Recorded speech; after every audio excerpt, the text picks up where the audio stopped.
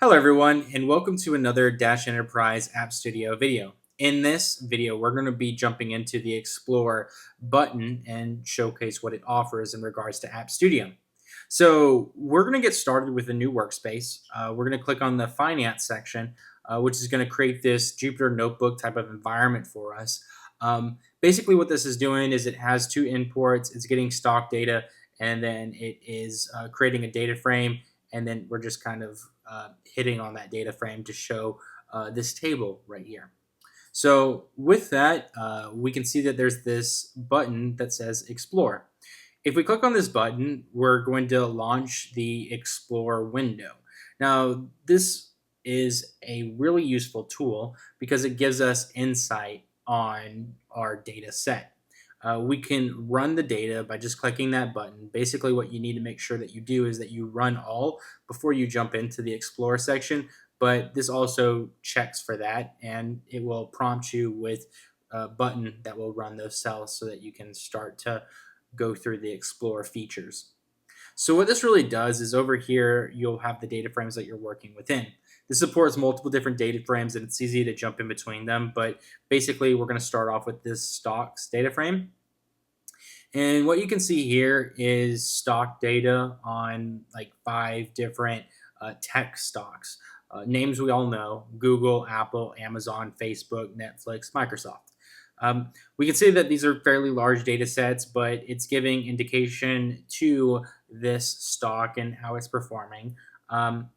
And what I want to share with you is this top part is a visual representation. We can hide this summary by just clicking that.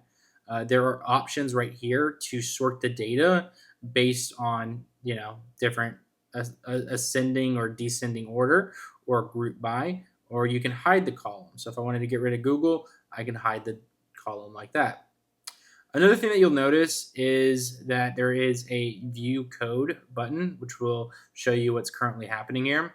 And then you can insert any changes that you want into the notebook, and it will populate some graphs and this data frame and the filtering that you have done to it.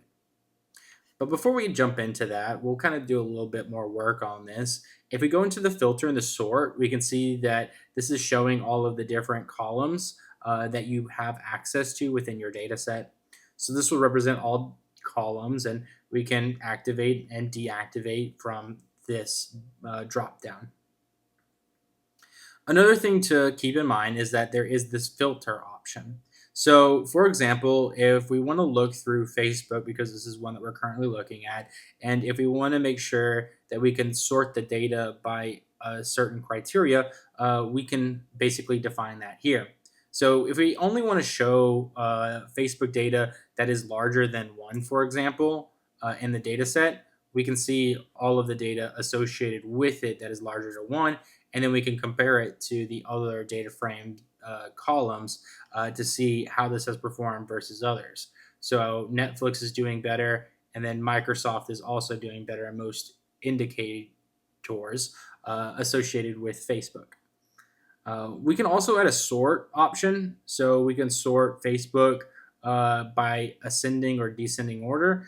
This is also available right here, so that is a option. And then if we go over here to the group and aggregate, we can define groups just by going over here, and then we can define like Facebook, and then we can add another group. And you can define like what's going to be grouped, and then these are going to be based off the group.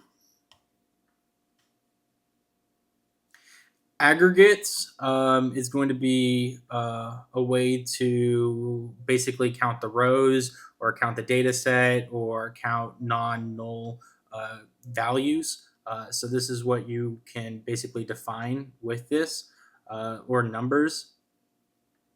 And then aggregate filters is a filter based on the aggregate, similar to what we just set up over here, but based off of the aggregate. Now, to showcase the most interesting feature in this, in my opinion, we can go to the plot chart. This plot chart feature allows us to go in between all of the Plotly charts, about 32, I believe, different charts to choose from based off of the data set that we have currently provided. So if we scroll down, we can go over to the line chart. We could see that this is the Facebook line. And as we hover over it, we can see the data associated with it. And all of these are, as you can see, above one because that's the only data that we were looking for. If we wanted to include other values, we can do that like so. And we can see how these other stocks are outperforming Facebook, as you can see here. So you can jump into this and change the color. You can change different aspects of these graphs just by going over here and then selecting whatever chart type that you'd like to get insight into your data set. And then by defining the X, the Y axis, and then the other props associated with the chart. So this is a non-code needed solution to allow you to quickly look into your data sets and peer into what story they are trying to tell.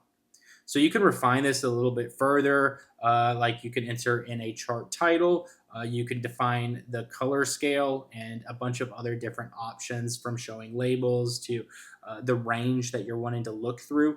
And that's all going to be defined through the refine option right here.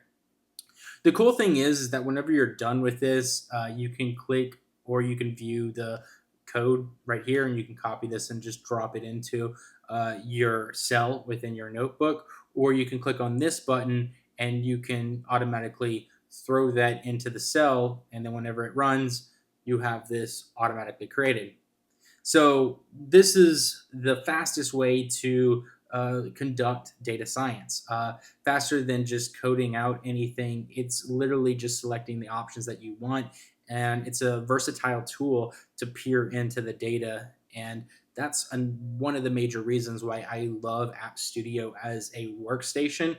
Prior to building out a production application, I use this to kind of understand what I am working in and gathering the points that I'd like to build out further and to kind of get some of the graphs that I'm going to be telling in my dashboard. So, with that, I hope that you find this interesting and useful. If you're interested in learning more, we have more App Studio videos focused on the app editor and how to deploy this as an application, showcasing more of the graphs that you can work with in this App Studio, and so much more. So watch the full playlist, like, subscribe, and with that, I'll see you guys in the next one.